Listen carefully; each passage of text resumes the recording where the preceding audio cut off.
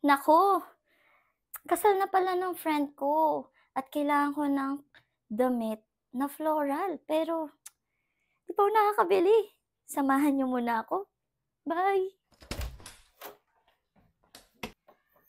Naku, ang dami palang magagandang dress dito. Ano kaya pipiliin ko? Hi ma'am, ano pong hanap nila?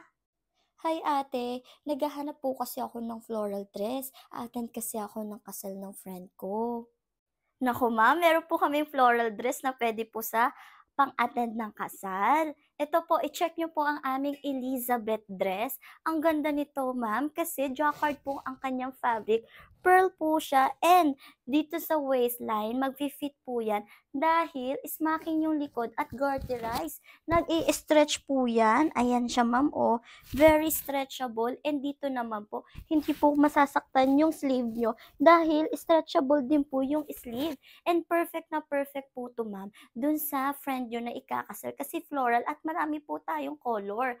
Ito po siya ma'am, ayan, marami po tayong color and may brocade din po tayong fabric. Ayan po ang kanyang design. Kung floral po ang kanyang theme, mamili ka na lang ma'am kung ano yung gusto nyong sukatin. Sukatin na po ba natin ma'am? I-assist ko na po kayo. Sige ate, mukhang maganda yan. Sukatin ko po. Tara ma'am, doon po tayo sa fitting area. Assist ko po kayo. Thank you ate. Sukatin ko na po. Hala, ang ganda nga. Sakto yung fit sa akin. Tsaka maluwag pa. Grabe, tingnan ko yung likod. Hala, ang ganda nga nung likod. At may allowance pa siya. Sukatin ko naman yung susunod.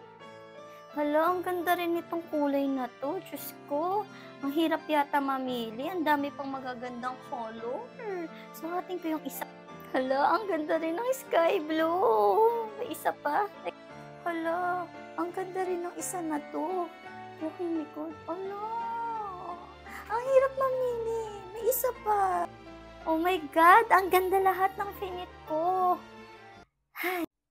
Ano ma'am, nagustuhan niyo po ba? Yes ate, nagustuhan ko lahat. Ang gaganda po. Ay, thank you ma'am. Buti naman po nagustuhan niyo. Dito na lang po tayo sa cashier. Yes, please ate, magbabayad na po ako. Thank you ma'am. Balik po kayo sa Taytay Clothing Shop. Thank you ate. Babalik ako sa shop niyo. Ang daming magagandang damit.